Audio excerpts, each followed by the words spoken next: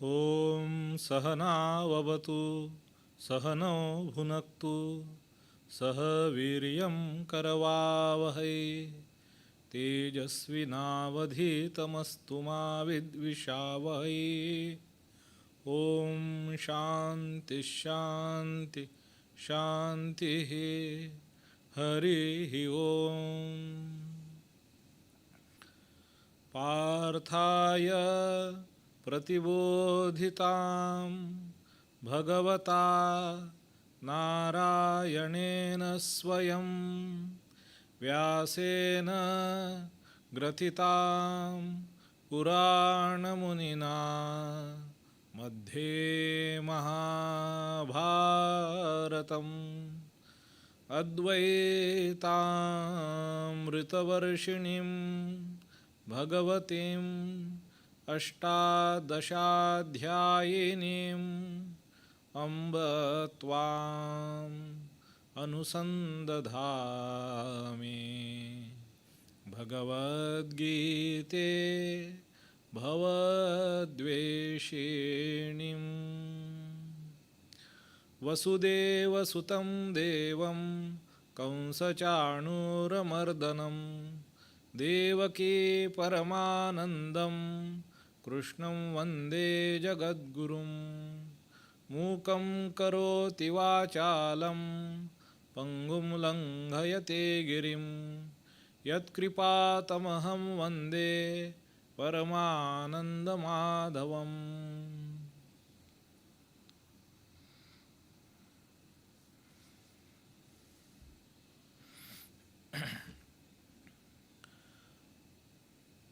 My namaskars to you all who are attending this class, this talk on Bhagavad Gita.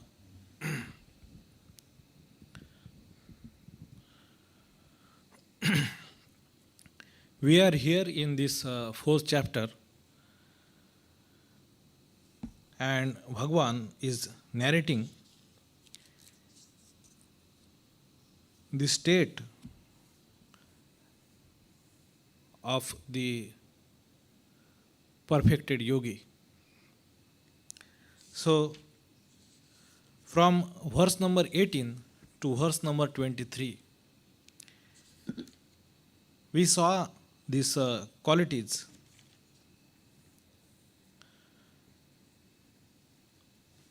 of this the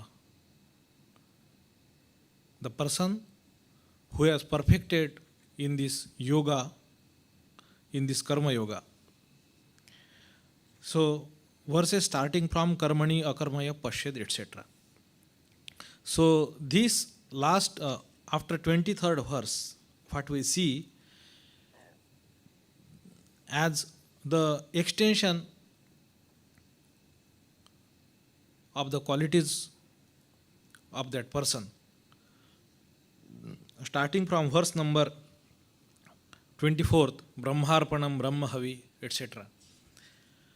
So, we see that this idea of yajna, that all actions, as it is said in verse number 23, that yajnaya acharatah karma samagram praviliyate, that person gatasangasya muktasya jnana avasthita chetasa, that is its condition, that he is devoid of all attachment, liberated with the mind centered in the knowledge, performing work for yajna alone.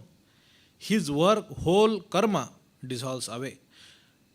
Performing work for yajna alone means that is the yajna as the concept. Yajna is not literally a ritualistic sacrifice where his all works are associated with that yajna alone. No. So similarly, yajna or puja for that matter, so not to be taken literally, that word yajna, that his all actions are associated with yajna. So all his actions has transformed itself into the yajna. That is the idea. So how it is? So verse number 24 says that Brahmarpanam, Brahmahavi, as if in yajna, in in any sacrifice. So there are items to be sacrificed, there is an action of sacrificing. Then there are materials, instruments, etc., which are used in the sacrifice. And the verse says that Brahmarpanam, Brahma Havi, that Havi which is going to be offered in the sacrifice. What is going to be offered? That is Brahman. The action of offering, that is Brahman. That where it is being offered, that Agni, that is Brahman. And that Ahutis, all those which are given, that consumed by it, Brahmana Hutam, that is consumed by Brahman alone. The process of offering is Brahman. The clarified butter, that is Havi, is Brahman, offered by Brahman in the fire of Brahman. By seeing Brahman in action, he reaches Brahman alone. Brahmaiva tena gantavyam Brahma karma samadhina. That whose all actions are thus samahita in Brahman. He reaches Brahman alone. He is abiding in the Brahman alone. That was the verse. Now the point of or the idea of this verse is the person who has reached perfection. Because this question will come, what is the benefit, what is the outcome of practicing this yoga, which is described earlier in this chapter. So from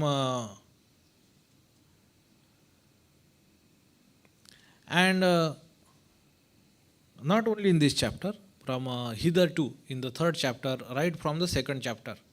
And when I again and again reiterate, try to impress upon your mind that when we see Karma Yoga, the crux of it is in the 47th verse of the second chapter.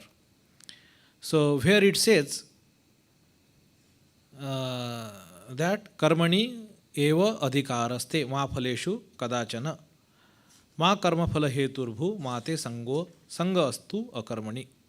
So that is the 47th verse. That is the crux, the very soul of Karma Yoga. In a very compact verse, Karma Yoga is being explained. And then that idea is further explained throughout this rest of the second chapter, third chapter, etc. And here we see some ideas also come here in fourth chapter. So,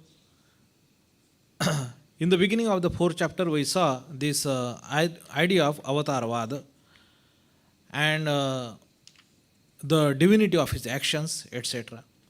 And in that context, that his action, how it does not attach him, that avatar. So, the knowledge, the jnana being the basis of it. So, Bhagavan explains furthermore here the idea of this perfected yogi in that context, whom these actions do not bind, and he is always free. So, this idea of yajna, how does he perform all his actions? And different examples were given from verse number 24 to 28, 29 including, and it culminated in verse number 38. And in the verse number 34, it said that yajna shishta amruta, that which is the remnant, which is the residue, or which is the rather the result of this yajna, that is called as yajna shishta. So, thus some person, when he is conducting his life, the actions which are necessary for him to live, or rather we should say, to as long as prarabdha makes his body survive, because this person is Jivan Mukta, this is not ordinary person. Without that, he jnana avasthita chetasa, this condition cannot be reached. So this is not a matter of practice, this is his experience, that person's experience. So this person, Jivan Mukta Purusha, though he has become Jivan Mukta, He has become freed from the bondage which this body mind complex brings. So, prarabdha, with the force of prarabdha, this body was taken. So, as long as that momentum of the prarabdha exists, see, this body will survive. And till then, that person has to live. So, how does he live? He live like all his actions are done in the spirit of yajna, yajnaya, acharata, karma. And his all actions, samagram praviliyate, all actions praviliyate, dissolves. Nothing leaves its mark, what we call as impressions or sanskara or karma phala, which binds that soul. That soul is already set free. So, this person, so the way he is performing his action in the spirit of yajna, and the outcome of that actions can be understood as yajna shishta. What we see in the lives of the great saints of India, in some movies or through their biographies, we see that how they conduct themselves. So they have no interest, self-interest whatsoever.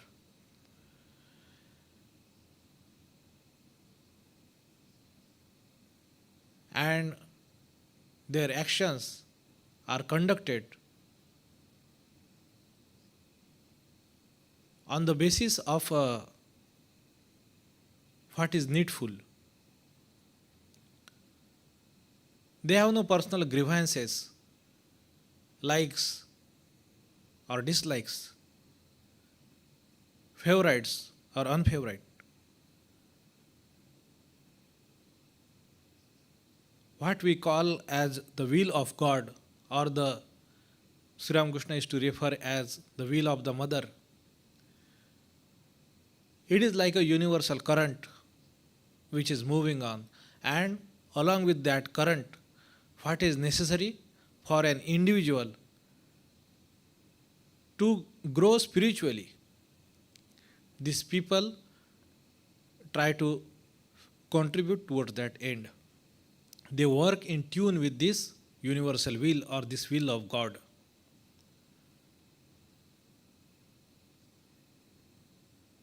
As Swamiji explained, that what is the difference between Jiva and Ishvara? The Jiva is the consciousness trapped in an individual body-mind setup. That is Jiva. That this body, this mind is me. And this sum total of all this gross and subtle matter, that is body and mind, that this totality of this universe and the consciousness associated with it, this whole universe, the express universe, the manifested universe, and the consciousness associated with it, that is Ishvara.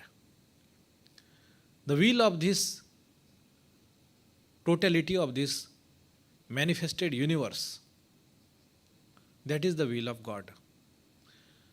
The great soul who have become free from these bondages of individual body-mind complex, they become attuned with the will of God, the divine will, and that's how they act.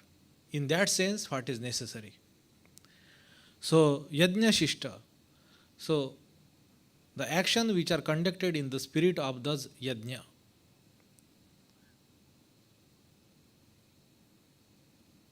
that there is no gata sangasya, he has no attachment, muktasya, that he is free, that he is not bound, he is not pushed, he is not propelled by the force of his own sanskaras to do certain thing towards his interest. It can be very well seen though, that though a person becomes free the power of sanskaras is, we see that, is so much that more or less the temperament, habits, nature of the person does not much change. We will see this. This is very wonderful thing to see. As Sri Ramakrishna used to say, that due to the touch of the philosopher's stone, Paris, an iron or that steel sword, that iron sword which is made up of the steel, the iron, transforms into gold. So it retains its shape, its look. It is transformed into gold, though it does not look like anymore a steel or iron. So sword remains, so to say, in its name and form, sword. What happens? What changes? Now, because it is a golden sword, now it cannot be used for the same purpose as it was meant to be in its earlier form. So it loses its pinch of or its character to harm anything, to harm anyone. It loses its evil. So that's how when a person becomes Jivan Mukta, we see there in the lives of these great people, Jivan Mukta Paramahansa Mahapurush. So the momentum of the sanskaras, Sri Ramakrishna say at one place that when in the midst of his sadhana, so that storm of that vairagya and anurag was blowing so hard, and in the midst of that storm, I could eat food even given by a public woman. But now he says, now in his later period, where his sadhana is completed, so he says, now I cannot take food cooked by, prepared by an impure person.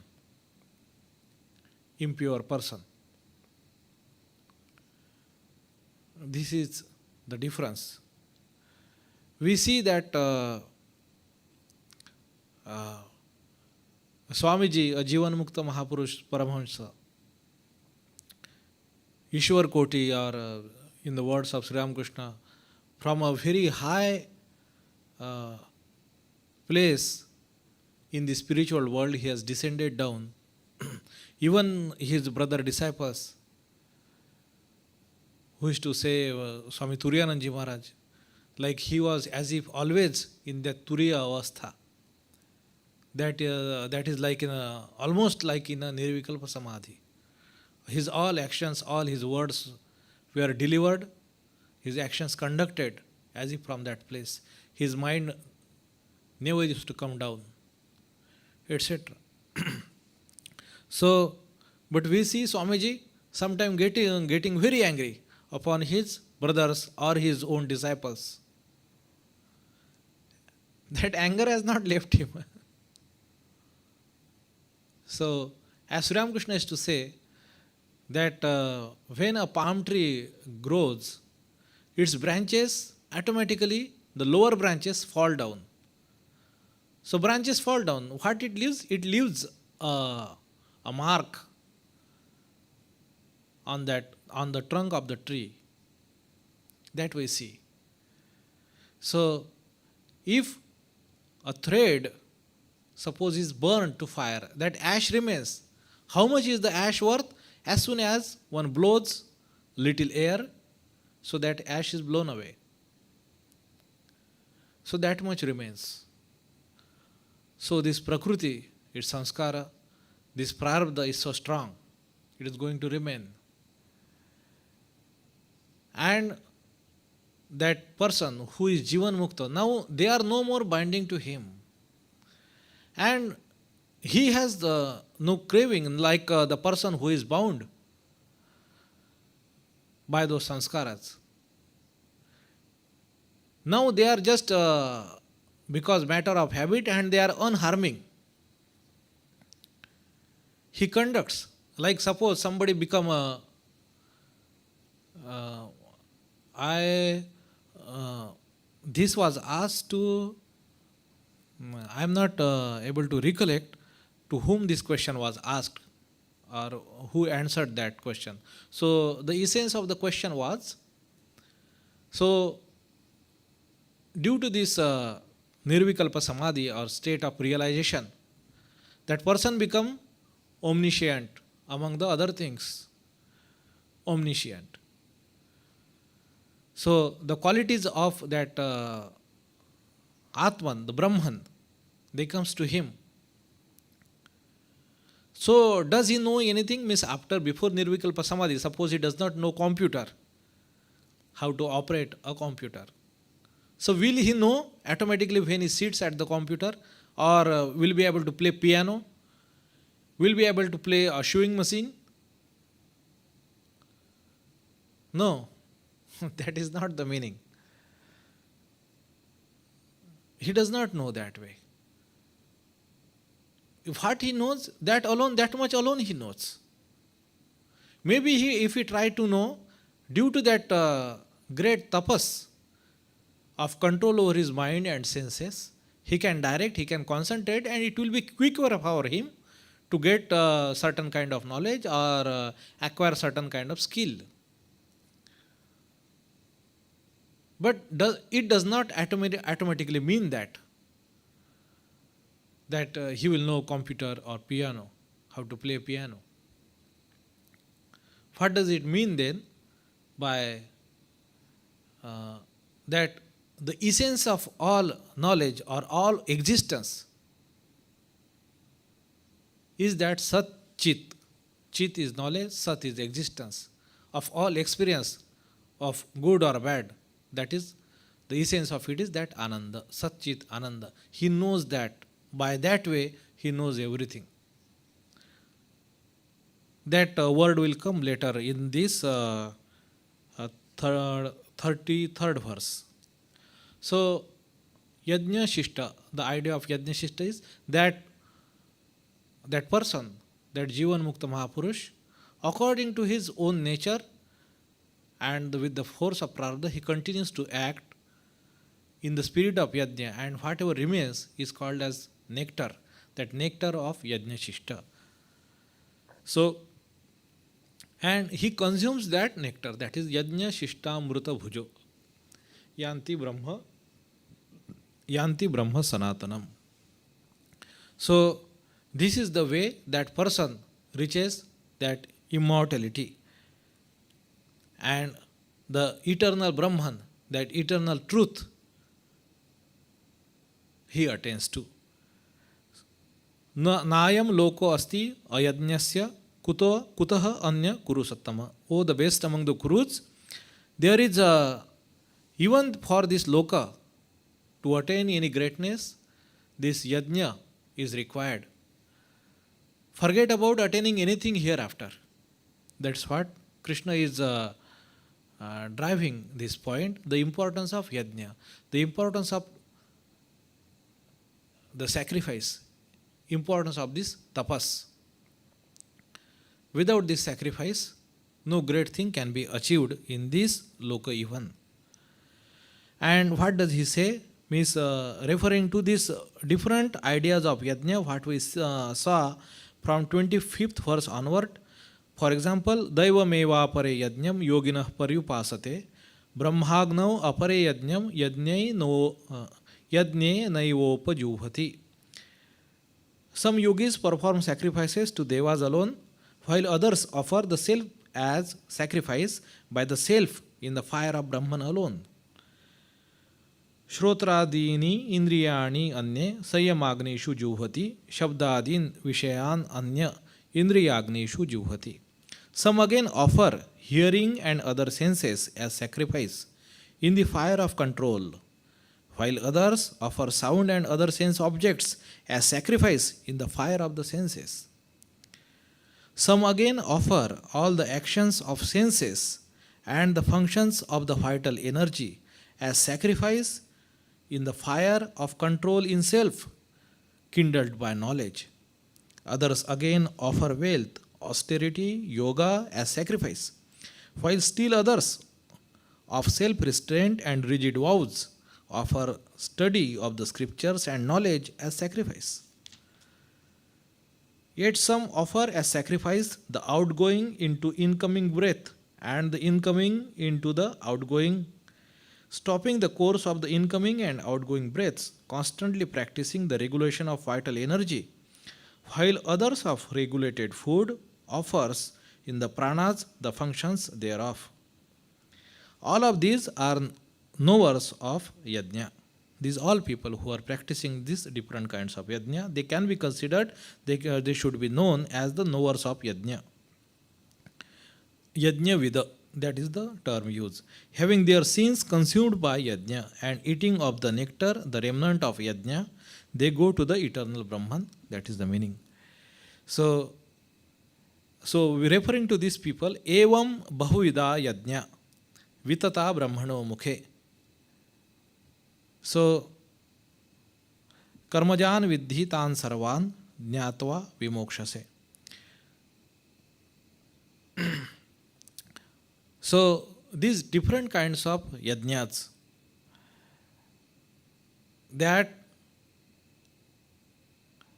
here Shankaracharya takes the different meaning,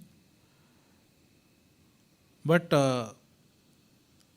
because he is very much he do not want to this jnana karma sanyoga, he is against it, that karma can lead to knowledge. He is very strongly against this idea, because it would have different meaning in that context in which he was born and in which philosophically he had to argue. That's why he could not take that line ever, that karma can lead to knowledge. So because that was his principal instrument to fight against this Purva Mimamsakas, whose whole philosophy is based on karma. So he could not somehow that see these two phrases, karma and jnana, conjoined. That's why. But however, the primary meaning which comes to me after reading the verse, I will go by that and try to share with you that these bahuvidha, that various kinds of these yajnas, evam bahuvidha yajna vitata brahmano mukhe, that they can be known through these knowers of this Brahman, who are referred as yajna-vida, through their mouth, if they are known, and know that karmajan vidhitan sarvan, they all these yajnas which can lead to Brahman, Brahma Sanatanam, Yajna Shishta Amruta, in the 31st word it is said that they will lead to this eternal Brahman. So know all these yajnas, karmajan vidhi tan sarvan, all these yajnas, they are born out of action, karmajan, karmaja, so which is born out of action. Vidhi, know that these all yajnas, they are born out of action, that this action alone, this living in the spirit thus conducted. That's why the karma yoga, through karma this yoga is attained. Yoga with that yunjanam, or joining with, attaining to what? That Brahman.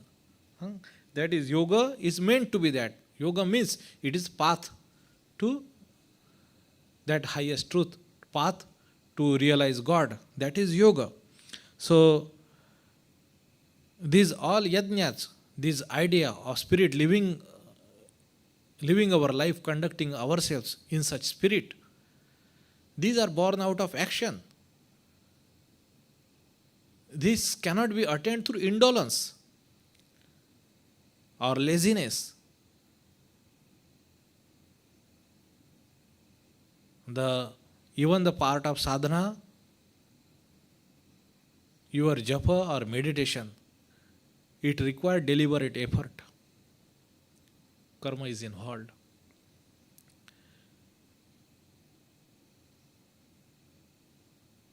With that effort, you try to control your mind, control your senses, try to focus, submerge yourself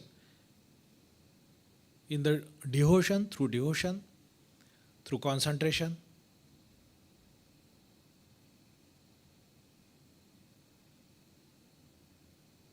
In your Ishta, in its form, in its repetition of name, want to completely submerge, lose yourself absolutely,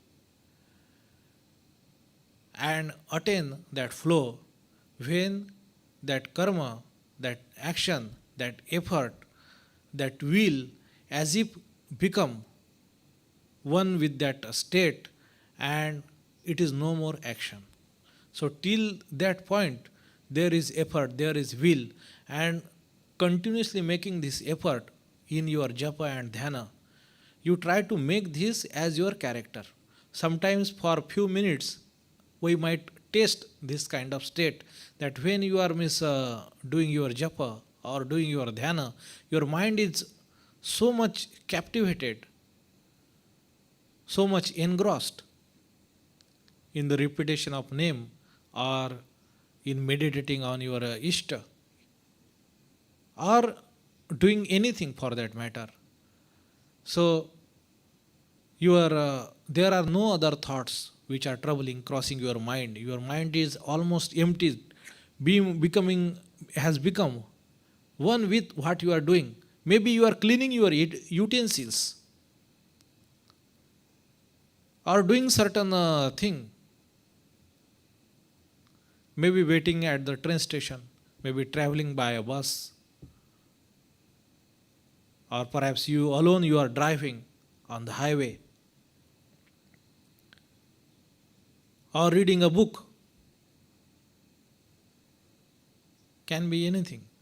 But somehow situation or by your little efforts, it has come to pass like that, your few minutes passed. That is a sample of it. And what is your attempt is to make this is your permanent character. That is the sadhana.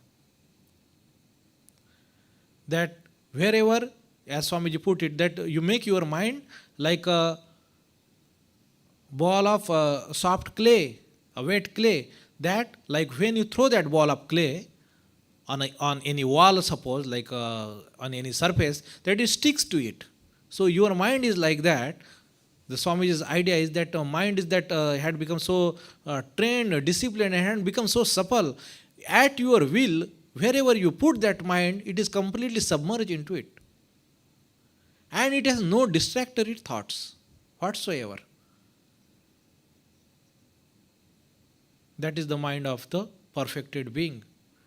That we are trying to make it.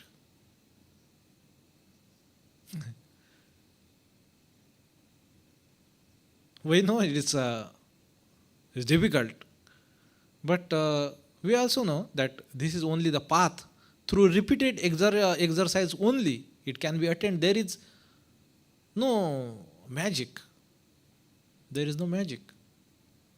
It's a hard work, patient work, continuous work to acquaint your mind, to get trust of your mind, to get your mind in your own control, and slowly make it do your bidding. For what it is running after? For the pleasure. So it learns to find the pleasure in what it is doing through sheer power of concentration. Because this concentration means pleasure. Wherever you find pleasure, that means your mind is concentrated. Wherever you find pleasure, your mind becomes concentrated. They are synonymous.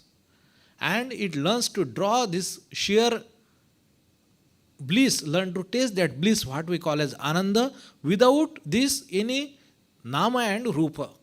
Generally our pleasure is associated with nama and rupa, and we get associated with it.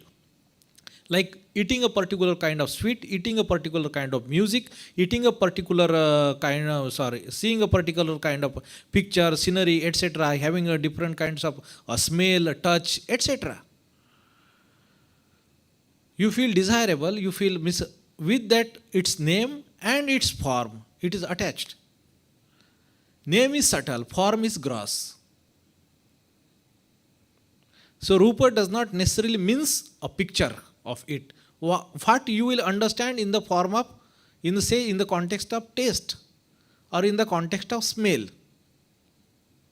What is gross and what is subtle.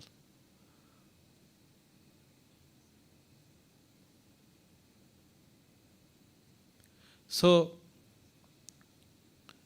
Rupa does not necessarily means. Now these ideas are, Swamiji had said this, that idea of this name and form from Greek philosophy. So the people who are more interested, they can read in that context. What is the idea of form? Idea of form not necessarily is what we see with our eyes. That form, something which we see at with our eyes, or probably we can define in 2D or 3D. So form is not necessarily that. So there is a gross expression of the ideas, and the subtle idea, the core of it, it can be called as name, and gross manifestation can be called as the form. So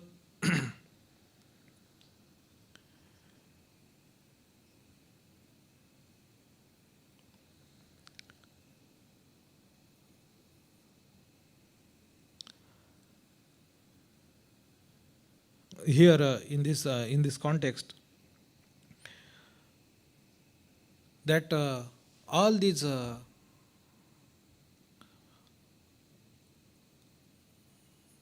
we were saying that even your dhyana and japa, they are born out of effort. Without effort, it is not possible.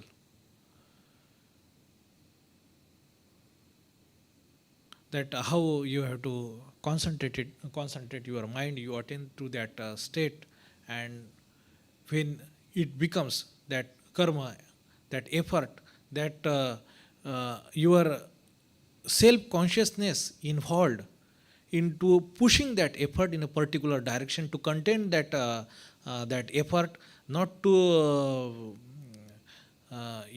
scuttle it. So you require a deliberate conscious effort. Now that conscious, that effortfulness as if disappears, you become one with the flow of what is being done. So that is a perfected, that is a meditation, that is japa. So everything is born out of this karma. Karmajan vidhi tan sarvan. We will see that in the 10th chapter, Bhagwan will say, among the sacrifices, yajna nam japa yajna usmi. I am the japa yajna among all yajnas, different kinds of yajnas. So, evam jnatva vimokshase, that is the fourth and last charan of this 32nd verse. So, evam bahvida yajna vitata brahmano mukhe. You can know them from the mouth of those people who has become perfected while practicing this idea of sacrifice in different ways, and know that they are born out of effort, karmajan vidhi, and evam jnatva, by knowing thus you can become free. That how you can live constantly in the conduct your activities in the spirit of yajna, in the spirit of sacrifice. That very first verse, that what we saw, brahmarpanam brahmahavi, that it is consciousness alone. Now this can be practiced by for the jnanis. He can say this as a brahmarpanam brahmahavi. We can see that even devotees can practice in the form of Sri Ramakrishna narrates a story. It reminds us of that that there was one very nice person. He was, so to say, an ordinary person, uh, a farmer perhaps, and he used to, he was very righteous, very pious, and he used to go to his farm, uh, do his labor work in his farm, and conduct himself and all his family's business in a very righteous and pious way, not to steal, not to harm others, and always surrendered to his Ishta Devata Ram. So what happens? So once in the day of summer, it was too hot. So in the middle of the night, he came out of his house and was sitting on the outside veranda, where he could get little cool breeze. And what happened? There happened to be a gang of thieves which was going for their business in the middle of the night, and they had one man shot, and they were surprised to see this person. They inquired and they found him very benign, and they thought that he is very stout and very good mannered, so he can be very good, nice, helpful chap uh, for their business. So thus happens to they go for a robbery and it get bust, and this person with all this gold and something all belongings upon his head get caught, this farmer. So he is produced before the judge, etc. And he is allowed to say that whatever he has to say in his own defense.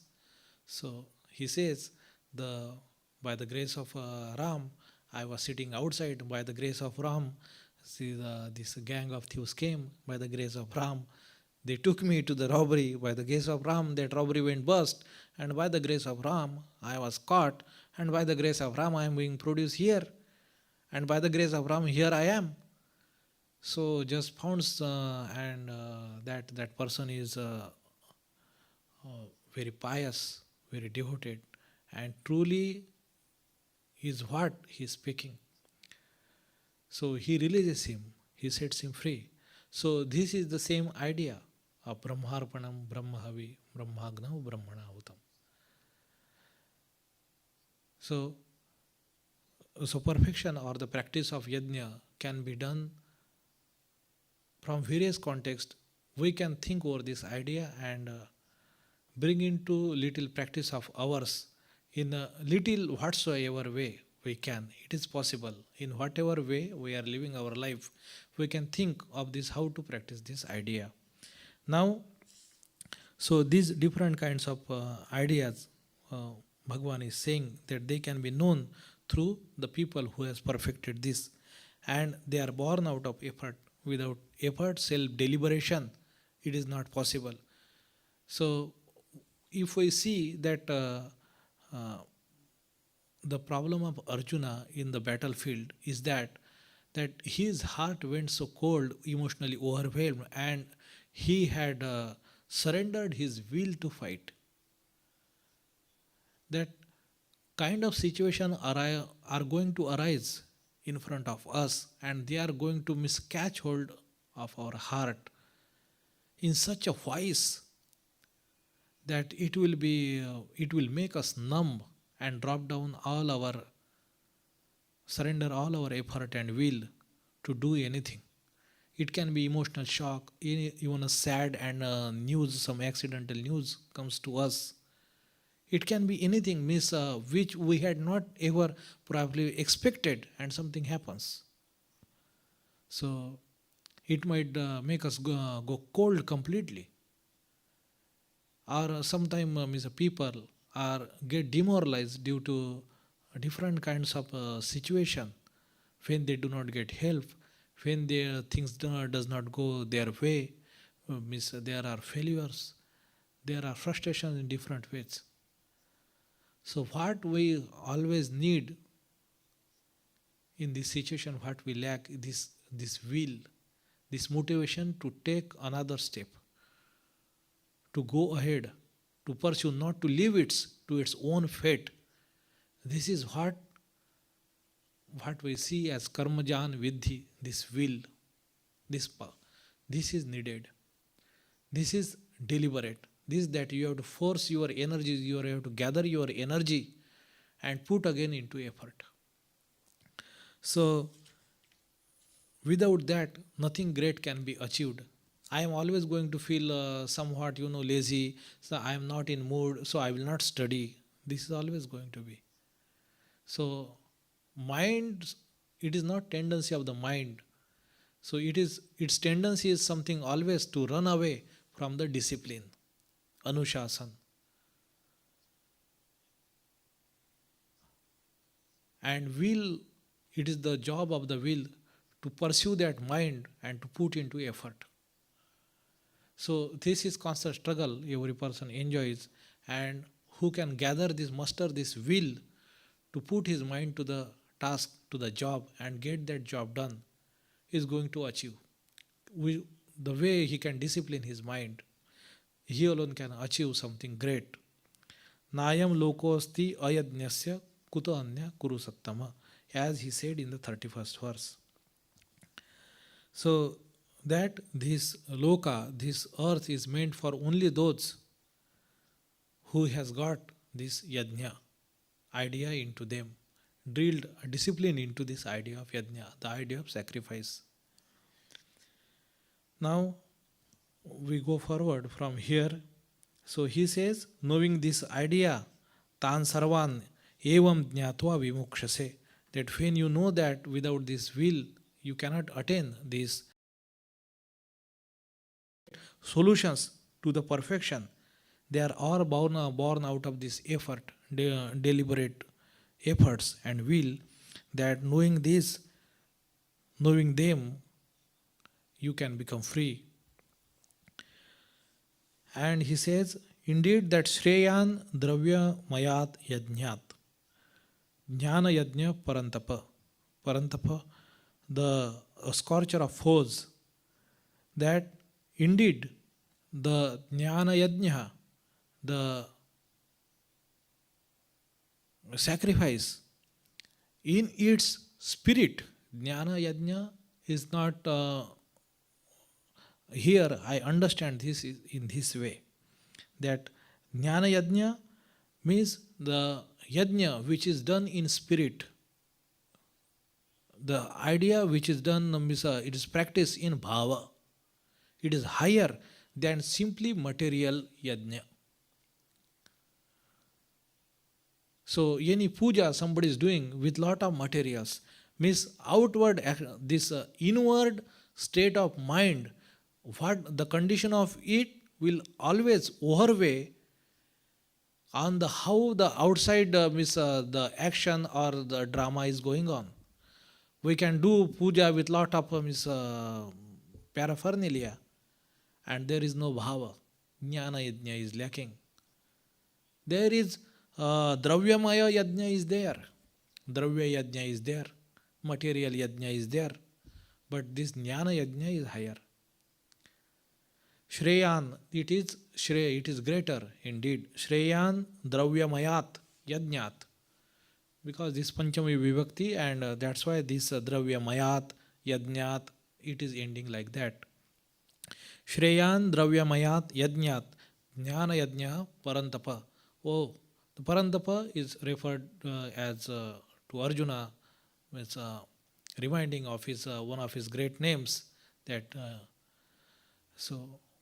it's a kind of fondly means addressing him as well as eulogizing him, that he is such a great person. And oh, the great one, that indeed this yajna, this sacrifice done really in spirit is always greater than what is done merely in the outward material way. So, and he says that sarvam karma akhilam, that all karmas indeed, that partha jnane parisamapyate, they culminate in knowledge, they culminate in jnana. So this is a very wonderful idea, and that very clearly Bhagavan is saying here that all karma akhilam karma, maybe indeed in this context or these kinds of karma which are done in this way, they jnane parisamapyate. Very great idea, isn't it? So that all your actions culminate into knowledge. In Karma Yoga, Swamiji had said this, that the purpose of life in Karma Yoga, in the very first chapter, he had said that, is not pleasure but the knowledge. The purpose of all our endeavor, all our efforts, small or big, conscious, deliberate, or otherwise, their aim is knowledge. They are going to culminate into knowledge only. Sarvam karma khilam partha jnane parisamapyate. Their end destiny, the final destiny, is knowledge only. Whenever we do action, whenever there is karma, passive or active, passive in the form of experience, active in the form of outgoing efforts to make some changes. In experience, you enjoy the changes and let other agents act upon you. You eat, that is the active part of it, and you enjoy the taste of it, it is second part, that is passive. You let that food act upon it. If suppose it does not taste good, are you going to commit again that action? You are not going to repeat that action. So, what left of both these things is only impression, samskara, a piece of knowledge. That this is this is that, this is nice.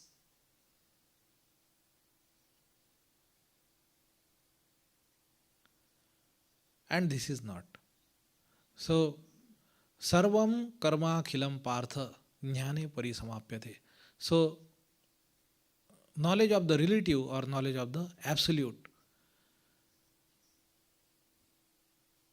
So that is the end destiny of all actions, and all actions that people or person or jiva is going to conduct, as long as he does not attain that absolute knowledge free of all relativity, and then only all actions stop. That is the end destiny of all action.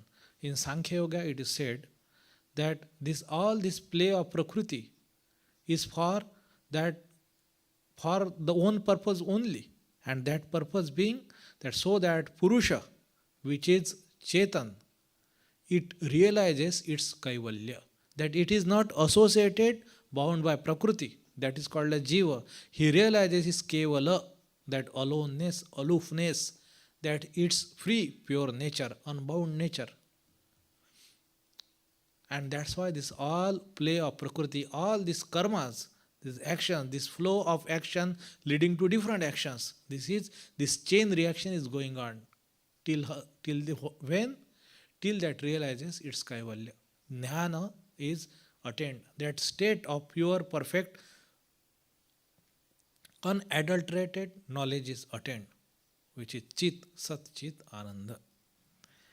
So, Shreyan Dravyamayat Yajnat Jnana Yajna Parantapa, that the sacrifice done in true spirit is certainly going to be higher, greater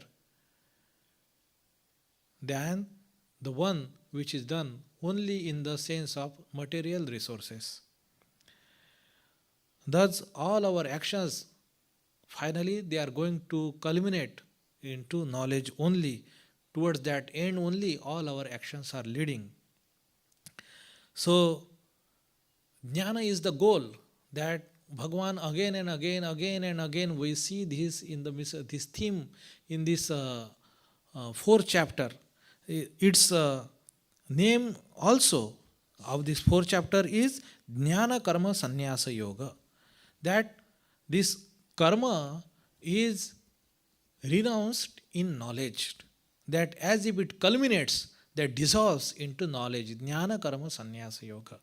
So, when he's speaking this idea from the beginning of the avatar, how it does not bind them, of that jnani, and how that perfected being is behaves from this 18 to 23rd verse.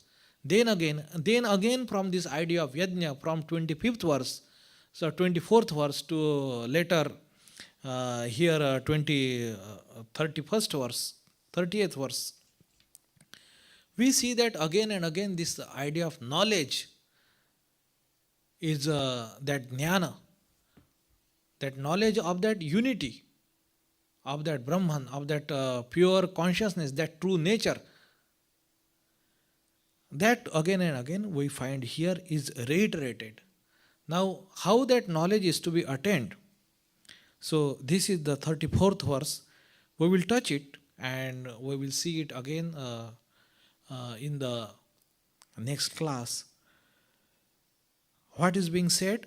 That now, when all our actions, their end destiny is this knowledge, and there we have to reach this idea of sacrifice, the way we should misconduct our action in the spirit of sacrifice, that is to be known from the mouth of the Brahmana, the one who has perfected that. Now, these things are there. So, what is to be done? So, Krishna now shows the way. Tad vidhi, know them, know that. Pranipatena. Pranipata is full prostrate namaskara, sashtanga namaskara. Pranipata.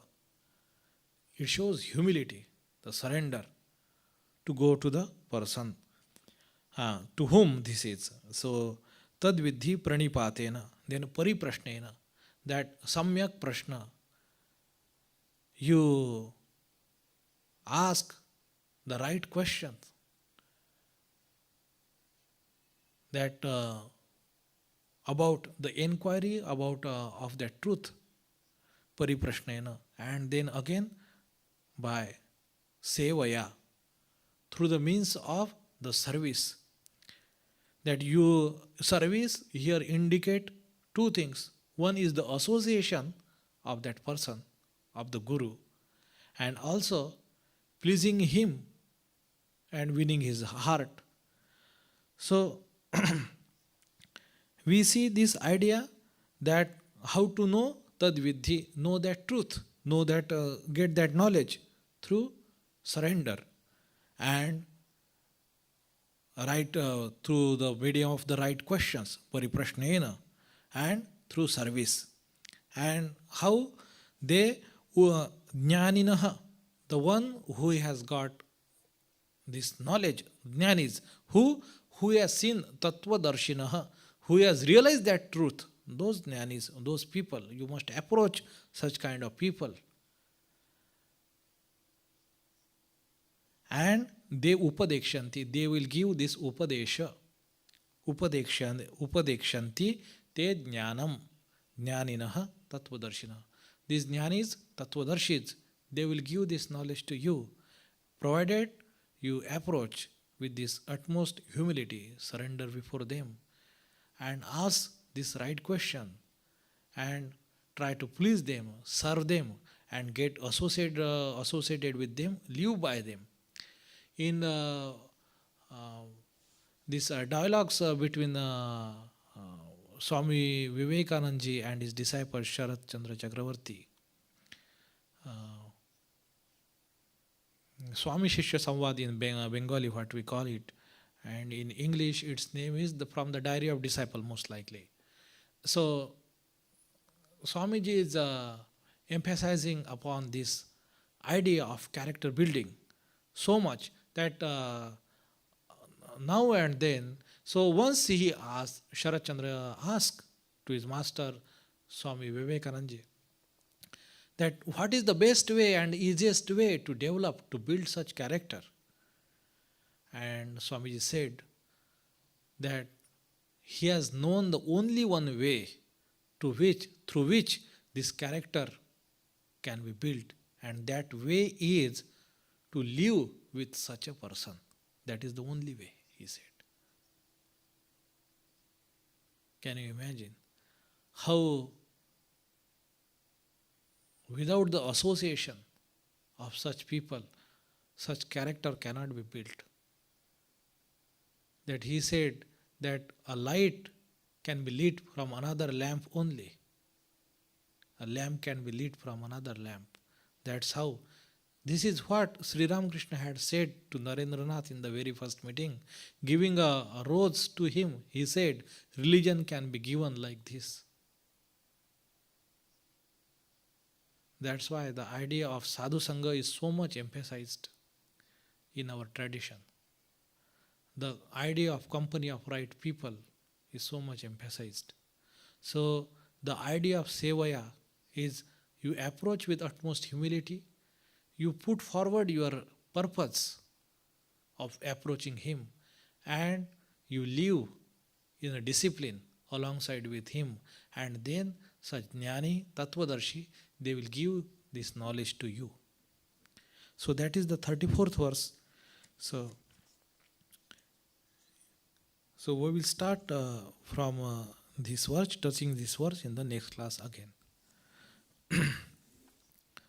Om Shanti Shanti Shanti Hari Om Tat Sat Shri Ramakrishna Arpanamastu.